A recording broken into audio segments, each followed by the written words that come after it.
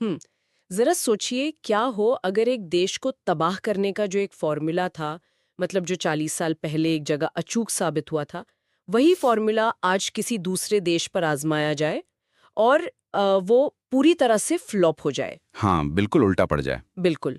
आज की इस गहन चर्चा में हम अमेरिका की उसी पुरानी अफगानिस्तान प्लेबुक के बारे में बात करने वाले हैं, जो दशकों बाद आज ईरान के सामने आकर अचानक काम करना बंद कर चुकी है। सही कहा। और इस पूरी स्थिति को समझने के लिए आज हम अंकित इंस्पायर्स इंडिया के एक बहुत ही विस्तृत और दिलचस्प वीडियो विश्लेषण पर चर्चा करेंगे। हाँ, और इस चर्चा में हम एक खास तरीके का इस्तेमाल करेंगे जिसे मैपिंग मेथड कहा जाता है। यानी हम अफगानिस्तान के पतन का जो पुराना ब्लूप्रिंट है उसे उठाएंगे और उसे आज के ईरान और वहां चल रहे जो मिसाइल हमले और तनाव है उनके नक्शे पर रखकर देखेंगे। और देखिए, ये मैपिंग इसलिए भी बहुत जरूरी है क्योंकि जियोपॉलिटिक्स में यानी भू राजनीति में कुछ भी अचान नहीं होता। जब हम इस वीडियो विश्लेषण की गहराई में जाते हैं तो एक बहुत ही स्पष्ट पैटर्न उभर कर आता है।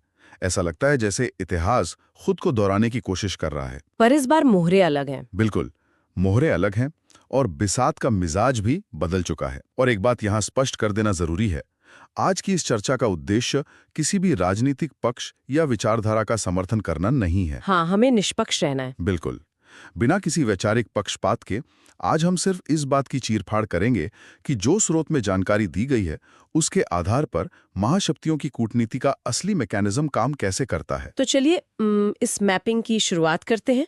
ईरान के आज को समझने के लिए हमें सबसे पहले 40-50 साल पीछे जाना होगा, मतलब अफगानिस्तान के उस दौर में जहां से इस पूरे खेल की शुरुआत हुई थी। क्योंकि वहीं से सब कुछ बदला था। हाँ, आज जब हम अफगानिस्तान को देखते हैं तो जहन में सिर्फ युद्ध, भुखमरी और तबाही की तस्वीर आती है। लेकिन 1919 में ब्रिटेन से आज़ादी मिलने के बाद ऐसा नहीं था, है ना? बिल्कुल नहीं, बल्कि 1919 के बाद से लेकर लगभग 54 सालों तक, जी हाँ 54 साल तक अफगानिस्तान ने एक बहुत ही स्थिर दौर देखा था। वहां मोहम्मद जहीर शाह का राजशाही शासन था। 54 साल की शांति, ये तो बहुत लंबा समय है। हाँ, देश अपनी एक स्वाभाविक गति से चल रहा था, एक तरह का संतुलन था वहां। लेकिन 1973 में यह संतुलन तब टूट गया जब उनके ही सेनापति दाऊद खान ने तख्ता पलट कर दिया। अरे, मतलब पीछे से धोखा? बिल्कुल, जहीर शाह उस वक्त इटली में इलाज करवा रहे थे और दाऊद खान ने पीछे से सत्ता हथिया ली। उन्होंने एक सिंगल पार्टी तानाशाही लागू कर दी। और देखिए, समाजशास्त्र का एक सीधा सा नियम है, जब सत्ता का केंद्रीकरण होता है और तानाशाही आती है तो जमीन के नीचे विद्रोह सुलगने लगता है। और यही विद्रोह 1978 में एक बहुत बड़ी क्रांति के रूप में सामने आया, है ना? जिसका नेतृत्व नूर मोहम्मद तारिकी ने किया था। सही, और तारिकी को जनता का भारी समर्थन भी मिला। लेकिन यहाँ जो बात सबसे ज्यादा ध्यान खींचती है वो ये है कि तारिकी के पीछे उस समय के सोवियत संघ यानी यूएसएसआर का पूरा समर्थन था। हाँ, और इसी सोवियत समर्थन की मदद से तारिकी ने अफगानिस्तान में आधुनिकीकरण की झड़ी लगा दी थी। मतलब स्कूल बनने लगे, कारखाने खुलने लगे, महिलाओं को शिक्षा और आज़ादी मिलने लगी। समाज में समानता की बात होने लगी थी। तो सतह से देखने पर तो ये एक बहुत ही सकारात्मक बदलाव लगता है। मैं सोच रही थी अगर विकास हो रहा था तो फिर दिक्कत क्या थी? ये आधुनिकीकरण एक भयानक युद्ध में कैसे बदल गया? यहीं पर हमें यह समझना होगा कि आधुनिकीकरण सिर्फ इमारतें बनाने या स्कूल खोलने का नाम नहीं है। ये अक्सर समाज के पुराने सत्ता ढांचे यानी पावर स्ट्रक्चर को तोड़ने का भी काम करता है। अच्छा, कैसे? देखिए, अफगानिस्तान कई कबीलों में बटा हुआ देश था।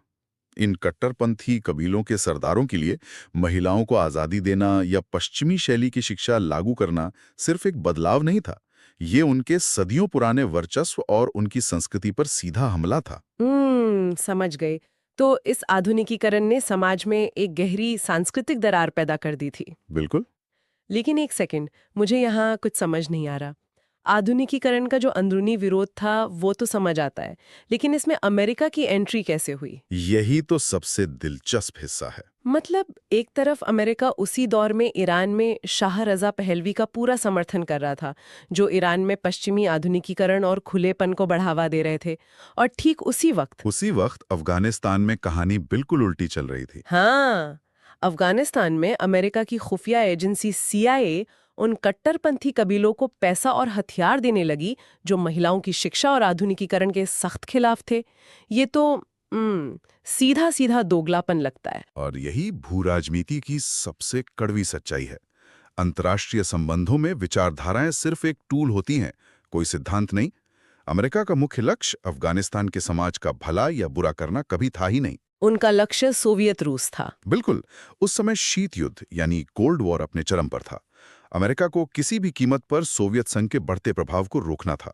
जब अमेरिका ने देखा कि अफगानिस्तान के कबीले सोवियत समर्थित सरकार से नाराज हैं, तो उसने इस सांस्कृतिक दरार का पूरा फायदा उठाया। उन्होंने आग में घी डालने का काम किया। हाँ, अमेरिका ने मुजाहिदीन तैयार किए। ये एक क्लासिक प्रॉक्सी वॉर था। और प्रॉक्सी वॉर का मतलब है कि आप सीधे अपने दुश्मन से नहीं लड़ते। आप किसी तीसरे देश की जमीन पर वहां के लोगों को हथियार देकर अपने दुश्मन के खिलाफ लड़वाते हैं, है ना? एकदम सही। तो अमेरिका ने सोवियत रूस को फंसाने के लिए एक पूरा जाल बिछा दिया। तारिकी के ही विदेश मंत्री हफीजुद्दीन अमीन को अमेरिका ने अपने पाले में किया और खुद तारिकी की हत्या करवा दी। बाप रे! इसके बाद तो जैसे बारूद के ढेर में चिंगारी लग गई होगी। वही हुआ। 1979 में सोवियत रूस ने 200 से अधिक विमानों के साथ अफगानिस्तान पर सीधा सैन्य हमला कर दिया।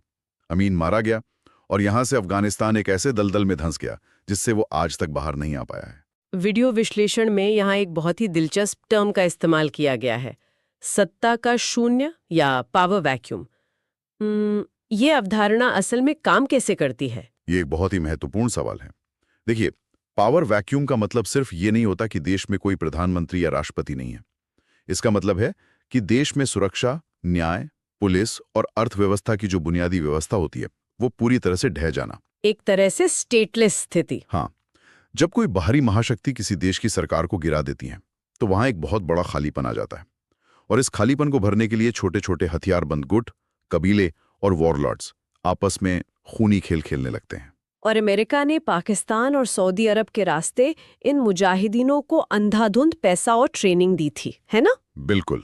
और इसी दौर में सऊदी अरब से ओसामा बिन लादेन भी अफगानिस्तान पहुंचता है। अरे हाँ, मतलब अमेरिका ने मुजाहिदीनों को इतनी छूट दे रखी थी कि उनके नेताओं का अमेरिका के व्हाइट हाउस तक में बाकायदा स्वागत होता था।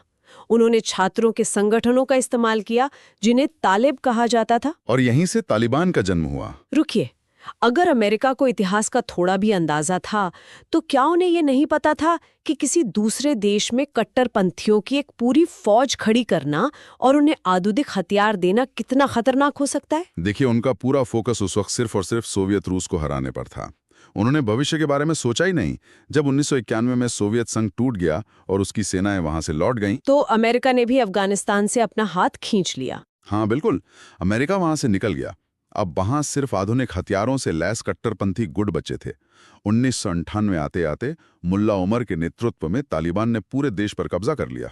यानी जो हथियार अमेरिका ने बांटे थे, वही हथियार बाद में खुद अमेरिका और पूरी दुनिया के लिए सबसे बड़ा खतरा बन गए। बिल्कुल, भस्मासुर की तरह। और आज इसका नतीजा हम सबके सामने है। आज अफगानिस्तान में 75% बच्चे भूखमरी का शिकार है। देश की अर्थव्यवस्था पूरी तरह खत्म हो चुकी है।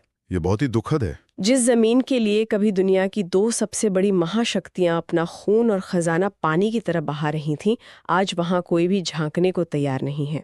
तो ये है वो खौफनाक ब्लूप्रिंट, वो अफगानिस्तान मॉडल। यानी बाहर से आओ, अंदरूनी कलह भड़काओ, हथियार दो, सत्ता गिराओ और फिर एक तबाह हो चुके देश को उसके हाल पर छोड़कर निकल जाओ। बिल्कुल। और अब इस विश्लेषण के सबसे अहम हिस्से पर आते हैं। हाँ, मैपिंग वाले हिस्से पर। अगर हम इस अफगानिस्तान प्लेबुक को उठाएं और इसे आज के ईरान के ऊपर मैप करें, तो हमें समझ आएगा कि अमेरिका ईरान में असल में क्या हासिल करना चाहता है और सबसे बड़ी बात, वो आज क्यों फेल हो रहा है। और इसके लिए हमें ईरान की टाइमलाइन को समझना होगा और ये कहानी शुरू होती है तेल से। तेल, जिसने मध्य पूर्व का पूरा भूगोल और इतिहास दोनों ही बदल कर रख दिए। अब शायद कुछ लोग सोच रहे होंगे कि अफगानिस्तान के 40 साल पुराने इतिहास का आज ईरान पर गिर रही मिसाइलों और ड्रोन हमलों से क्या लेना देना है। लेना देना है। जवाब है एक 47 साल पुरानी बदले की आग। बात 1953 की है ना? हाँ। ईरान में मोहम्मद मुसद्दिक प्रधानमंत्री थे। वो एक राष्ट्रवादी नेता थे और उन्होंने एक ऐसा फैसला लिया जिसने पश्चिमी देशों की रातों की नींद उड़ा दी। उन्होंने कहा कि ईरान के खदानों से जो तेल निकलता है उसका राष्ट्रीयकरण होना चाहिए, यानी नेशनलाइजेशन।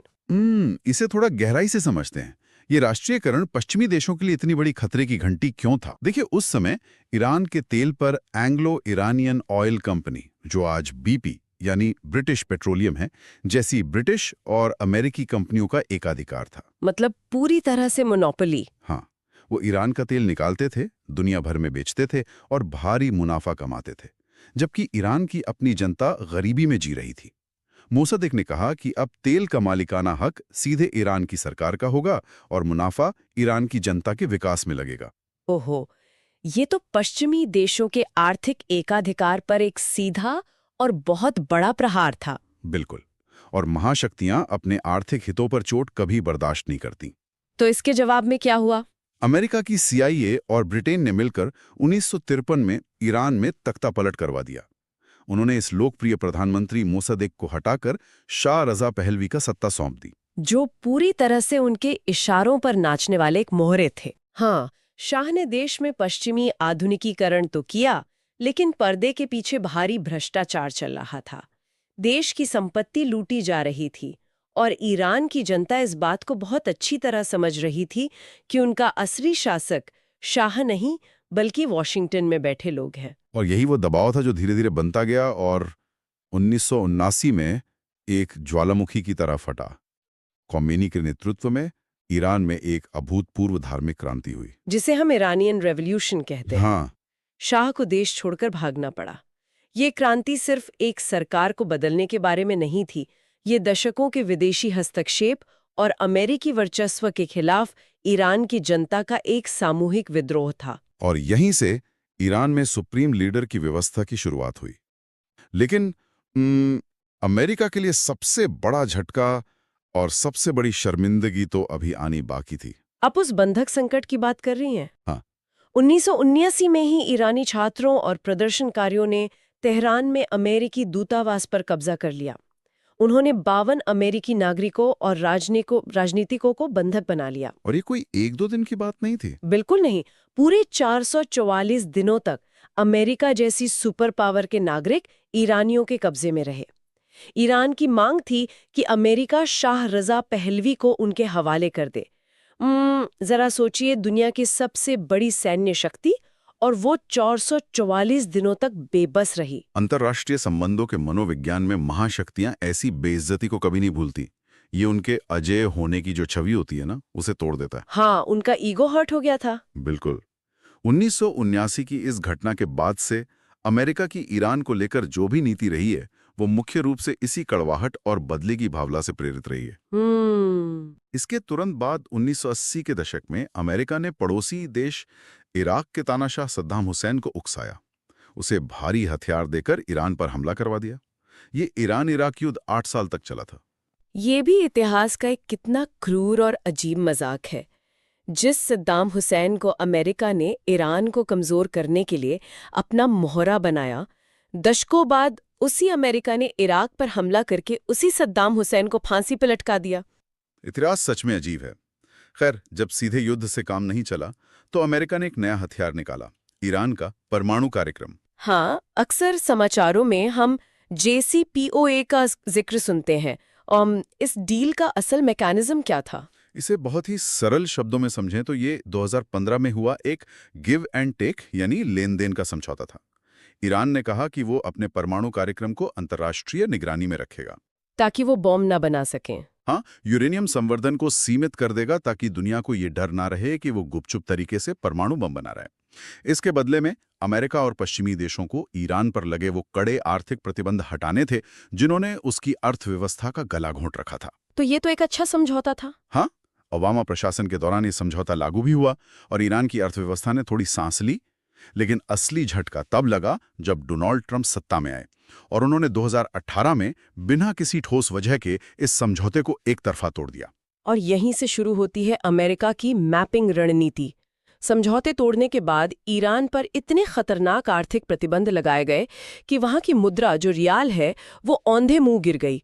महंगाई आसमान छूने लगी। हालात बहुत खराब हो गए थे। अगर मैं इसे एक रूपक के जरिए समझने की कोशिश करूं तो ईरान पर लगाए गए ये प्रतिबंध कुछ ऐसे थे जैसे किसी शहर के चारों तरफ दुश्मनों ने एक बहुत ही मजबूत घेराबंदी कर दी हो। बिल्कुल। शहर का पानी, राशन, दवाइयां और बाहरी दुनिया से व्यापार सब कुछ काट दिया जाए। हाँ, एक मॉडर्न घेराबंदी। अमेरिका को उम्मीद थी कि अंदर की भूखी प्यासी जनता इस तकलीफ से इतनी तंग आ जाएगी कि वो अपने ही शासकों के खिलाफ विद्रोह कर देगी और शहर के दरवाजे खुद ब खुद अमेरिका के लिए खोल देगी। बिल्कुल सटीक उपमा है ये।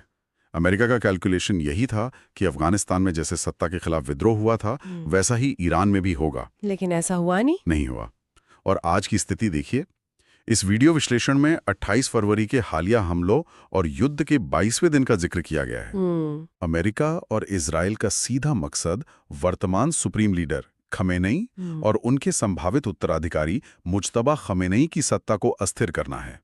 इसके लिए तो ब्रिटेन ने मॉरिशस से लीज पर लिए गए डियागो गार्सिया द्वीप को भी अमेरिकी B-52 बम वर्षक विमानों के इस्तेमाल के लिए खोल दिया है। मतलब चारों तरफ से सैन्य और आर्थिक दबाव बनाया जा रहा है।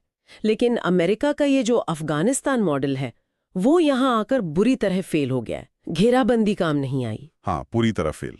बड़े बड़े ईरानी नेता और कमांडर मारे गए, लेकिन इसके बावजूद ईरान की जनता ने सत्ता नहीं पलटी। उन्होंने अपनी सरकार के खिलाफ कोई बड़ा विद्रोह नहीं किया। आखिर क्यों? अमेरिका से कैलकुलेशन में इतनी बड़ी चूक कैसे हो गई? चूक इसलिए हुई क्योंकि उन्होंने समाजशास्त्र और युद्ध के मनोविज्ञान को पूरी तरह नजरअंदाज कर दिया। देखिए, राजनीतिक विज्ञान का एक स्थापित सिद्धांत है, जब किसी देश पर कोई बाहरी ताकत सीधा हमला करती है तो वहां की जनता अपने सारे आपसी मतभेद भूल जाती है। वो एकजुट हो जाते हैं। बिल्कुल। ये सच है कि ईरान के अंदर लोग अपनी सरकार की कई सख्त नीतियों जैसे हिजाब कानून से नाराज रहे हैं। उन्होंने अतीत में बड़े प्रदर्शन भी किए हैं। हाँ, हमने न्यूज़ में देखा था। लेकिन जैसे ही उन्हें दिखा कि अमेरिका और इजराइल उनके देश के वजूद पर ही हमला कर रहे हैं, वे अपनी राष्ट्रीय पहचान बचाने के लिए अपनी सत्ता के पीछे चट्टान की तरह खड़े हो गए। क्योंकि ईरान की जनता ये बहुत अच्छी तरह जानती है कि अमेरिका को उनके मानवाधिकारों या लोकतंत्र से कोई लेना देना नहीं है। 1953 के तख्तापलट की यादें उनके जहन में आज भी ताज़ा हैं। वो इतिहास भूले नहीं हैं। बिल्कुल। वे जानते हैं कि अगर आज उनकी सरकार गिरती है तो देश में फिर से पावर वैक्यूम पैदा होगा। अमेरिका अपनी कोई कठपुतली सरकार बिठाएगा और अंततः उनका देश भी सीरिया, लीबिया या अफगानिस्तान की तरह तबाह हो जाएगा। अमेरिका सिर्फ उनका तेल और अपने वर्चस्व की वापसी चाहता है। हाँ, और ईरान की इसी जिद और अमेरिका की इस नाकामी ने आज पूरी दुनिया की अर्थव्यवस्था को एक बहुत ही खतरनाक मोड़ पर लाकर खड़ा कर दिया है। सही कहा। यह सिर्फ मध्य पूर्व का संकट नहीं है, ये पूरी दुनिया में अमेरिकी वर्चस्व यानी हेजेमनी के पतन का एक स्पष्ट संकेत है। कैसे? अगर हम आज हॉर्मुज जल डमरू मध्य यानी स्ट्रेट ऑफ हॉर्मुज को देखें, जो दुनिया के तेल व्यापार का सबसे महत्वपूर्ण रास्ता है, वहां के तनाव से वैश्विक तेल बाजार पूरी तरह डगमगा रहा है। हाँ, और इस विश्लेषण में एक बहुत ही चौंकाने वाला तथ्य सामने आता है। जो अमेरिका कल तक पूरी दुनिया को धमका रहा था कि अगर किसी ने ईरान से एक बूंद तेल भी खरीदा तो वो उस देश पर भारी प्रतिबंध लगा देगा। आज वही अमेरिका क्या कर रहा है? आज वही अमेरिका चुपचाप आंखें मूंद कर ईरान के तेल को ब्लैक मार्केट और दूसरे रास्तों से बिकने दे रहा है। ऐसा क्यों? क्या अमेरिका सचमुच बैकफुट पर आ गया? बिल्कुल बैकफुट पर है, क्योंकि अमेरिका को अब ये डर सता रहा है कि अगर ईरान का तेल बाजार में बिल्कुल आना बंद हो गया तो कच्चे तेल की कीमतें आसमान छूने लगेंगी। ओहो, और इससे तो इन्फ्लेशन बढ़ जाएगा। हाँ, इससे अमेरिका के अपने सहयोगी देश और खुद अमेरिका की अर्थव्यवस्था मंदी की चपेट में आ जाएगी। अमेरिका ने हमेशा अपनी ताकत इस बात से दिखाई है कि वो वैश्विक अर्थव्यवस्था के नियम तय करता है। लेकिन आज स्थिति ये है कि दुनिया भर के देश उसके फैसलों का खुलकर विरोध कर रहे हैं। भारत का ही उदाहरण ले लीजिए, जिसका जिक्र इस विश्लेषण में भी है। भारत ने अपने बाजार और व्यापार को बचाने के लिए अमेरिका के साथ ट्रेड डील की, लेकिन ट्रंप प्रशासन के दौरान फिर भी भारत पर भारी टैरिफ थोपे गए। इस तरह की एक तरफा नीतियों ने दुनिया को ये दिखा दिया है कि अमेरिका के पीछे आंख मूंद कर चलने में कोई समझदारी नहीं है। हाँ, अब चाहे वो भारत हो, सऊदी अरब हो या यूएई, सभी देश ये देख रहे हैं कि अमेरिका की इन प्रॉक्सी वॉर नीतियों का खामियाजा अंततः उन्हें अपनी खुद की अर्थव्यवस्थाओं की तबाही के रूप में चुकाना पड़ता है। यहाँ तक कि जो पश्चिमी एशिया के देश कल तक पूरी तरह से वॉशिंगटन के इशारों पर चलते थे ना, वे अब अपने फैसले खुद ले रहे हैं। ये एक बहुत बड़ा बदलाव है। हाँ, नाटो जैसे शक्तिशाली सैन्य गठबंधन की प्रासंगिकता पर अब सवाल उठ रहे हैं। कई विश्लेषक उसे अब कागज के शेर के रूप में देखने लगे हैं। अमेरिका ने जो फॉर्मूला दशकों पहले वेनेजुएला में या अफगानिस्तान में सफलतापूर्वक चलाया था, वो ईरान की ऐतिहासिक रूप से जागरूक और एकजुट जनता के सामने पूरी तरह खोटा साबित हो रहा है। तो ये अंतर्राष्ट्रीय राजनीति में एक बहुत बड़ा और मौलिक बदलाव है, एक पैराडाइम शिफ्ट। बिल्कुल। इसका मतलब ये है कि दुनिया के देश अब अपनी खुददारी और अपने आर्थिक हितों की रक्षा के लिए अमेरिका की आंखों में आंखें डालने की हिम्मत जुटा रहे हैं। वे साफ कह रहे हैं कि हमें अगर अपने विकास के लिए ईरान या रूस से सस्ता तेल चाहिए तो हम लेंगे। तुम अपनी वर्चस्व की लड़ाई खुद लड़ो, हम तुम्हारे लिए अपनी अर्थव्यवस्था को दांव पर नहीं लगाएंगे। और मेरे विचार से इस पूरी चर्चा का सबसे महत्वपूर्ण निष्कर्ष यही है, अफगानिस्तान मॉडल यानी बाहरी हस्तक्षेप करना, तख्ता पलट करवाना, अंदरूनी कट्टरपंथ को बढ़ावा देना, सत्ता का शून्य पैदा करना और फिर एक तबाह देश को छोड़कर निकल जाना, ये मॉडल अब एक्सपायर हो चुका है। क्योंकि ईरान में 1979 की क्रांति की जड़ें और उनका इतिहास बोध इतना गहरा है कि एक ही मैप हर भूभाग पर फिट नहीं बैठता। बिल्कुल सही। आप किसी खंडर का ब्लूप्रिंट किसी मजबूत इमारत पर नहीं लगा सकते। क्या बात है। आज की इस चर्चा में हमने देखा कि कैसे मोहरे बदले लेकिन बिसात वही रही। हालांकि अब शायद इस वैश्विक शतरंज के नियम सचमुच बदल रहे हैं। आज सत्ता का ये खेल सिर्फ मिसाइलों और विमान वाहकों से नहीं जीता जा सकता। जनता की जागरूकता, इतिहास की समझ और देशों की आर्थिक जरूरतें अब भू राजनीति को एक नई दिशा दे रही हैं। और यहीं पर हम आज की इस गहन चर्चा को विराम देंगे, लेकिन जाने से पहले इस पूरी चर्चा को समेटते हुए सोचने वालों के लिए एक बहुत बड़ा और नया सवाल जहन में आता है। वो क्या? अगर 20वीं सदी के ये प्रॉक्सी वॉर, आर्थिक घेराबंदी और शासन बदलने के पुराने तरीके अब काम नहीं कर रहे हैं, हाँ। और अगर महाशक्तियों को भी अब अपनी सैन्य ताकत से ज्यादा अपनी वैश्विक अर्थव्यवस्था के ढह जाने का डर सताने लगा है, तो क्या हम सैन्य ताकतों के युग के अंत और एक ऐसे नए युग की शुरुआत देख रहे हैं जहां किसी देश की असली ताकत उसके हथियार या जंगी जहाज नहीं बल्कि उसकी आर्थिक आत्मनिर्भरता है? ये सोचने वाली बात है। बिल्कुल। क्या आने वाले कल में वही देश दुनिया पर राज करेगा जो बिना एक भी गोली चलाए अपनी अर्थव्यवस्था को सुरक्षित रख सके? इस सवाल पर विचार कीजिएगा। हमारे साथ इस विश्लेषण में जुड़ने के लिए बहुत बहुत धन्यवाद।